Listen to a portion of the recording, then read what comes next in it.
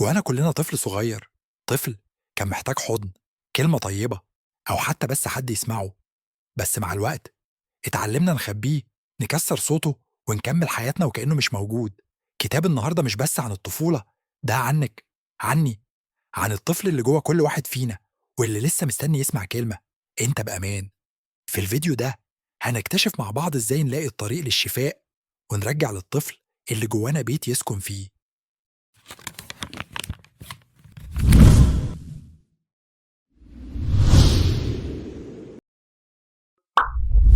ملخص كتاب الطفل الذي في داخلك يجب أن يجد منزلا في حياتنا اليومية. نتعامل مع العديد من التحديات والصعوبات التي قد تبدو غير قابلة للتفسير. قد نشعر بالخوف أو القلق أو عدم الثقة بالنفس دون أن ندرك السبب الحقيقي وراء هذه المشاعر. الحقيقة هي أن الكثير من هذه المشاعر متجذرة في أعماق طفولتنا، حيث تشكلت بعض التجارب التي قد تكون أثرت علينا دون أن نعي ذلك.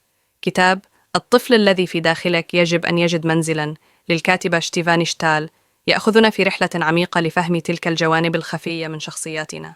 من خلال قراءة هذا الملخص ستكتشف كيف يمكنك الشفاء من جراح الماضي وبناء علاقة أقوى وأكثر صحة مع ذاتك. لذا دعنا ننطلق في هذه الرحلة معاً ونستكشف كيف يمكن للطفل الذي في داخلك أن يجد منزلاً آمناً ومحباً. الفصل الأول: مفهوم الطفل الداخلي. في هذا الفصل تقدم شتيفاني شتال مفهوم الطفل الداخلي، وهو الجزء العاطفي والحساس داخل كل شخص الذي يعكس تجارب الطفولة والأحاسيس المرتبطة بها. توضح الكاتبة أن هذا الطفل الداخلي يحمل كل المشاعر والذكريات من طفولتنا، سواء كانت إيجابية أو سلبية. إذا كانت التجارب سلبية، فإنها قد تترك جراحاً عميقة تؤثر على سلوكنا وعلاقاتنا في مرحلة البلوغ. على سبيل المثال، قد يشعر الشخص الذي تعرض للإهمال في طفولته بعدم الأمان أو الخوف من الهجر، مما ينعكس على علاقاته الحالية. الفصل الثاني: أهمية الشفاء الداخلي. يؤكد هذا الفصل على أن الكثير من المشكلات النفسية والسلوكية التي نواجهها في حياتنا البالغة تنبع من جراح الطفولة التي لم تعالج.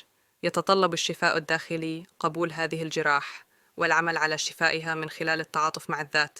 شتيفاني شتال تدعو القراء إلى مواجهة مخاوفهم وتقديم الرعاية للطفل الداخلي لتحقيق السلام الداخلي. على سبيل المثال، شخص يعاني من عدم الثقة بالنفس نتيجة لتعرضه للنقد الدائم في طفولته، يمكنه البدء في إعادة بناء ثقته بنفسه من خلال التعامل بلطف مع نفسه وتقدير إنجازاته الصغيرة. الفصل الثالث: تقنيات التواصل مع الطفل الداخلي. في هذا الفصل تقدم الكاتبة مجموعة من التقنيات التي تساعد على التواصل مع الطفل الداخلي، مثل التأمل والاسترجاع الذهني والتعبير عن المشاعر من خلال الكتابة أو التحدث مع الذات.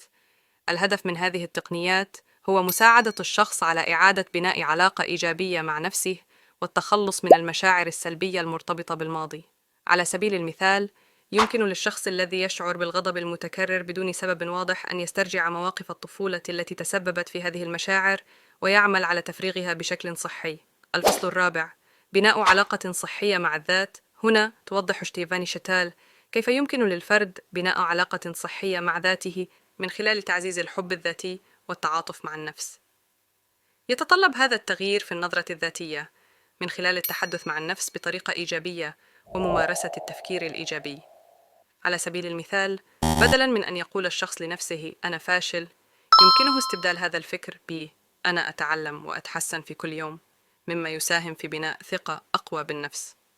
الفصل الخامس: التحرر من الأنماط السلبية. في الفصل الأخير تسلط الكاتبة الضوء على أهمية التحرر من الأنماط السلوكية والعاطفية السلبية التي تشكلت نتيجة لتجارب الطفولة المؤلمة. يمكن تحقيق ذلك من خلال التعرف على هذه الأنماط والعمل على تغييرها بشكل تدريجي.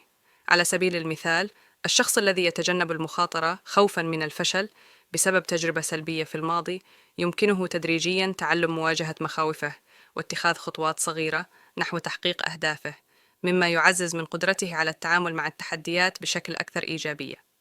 الخاتمة: كتاب الطفل الذي في داخلك يجب أن يجد منزلاً، يقدم رؤية متعمقة لكيفية فهم الذات والشفاء من جراح الماضي.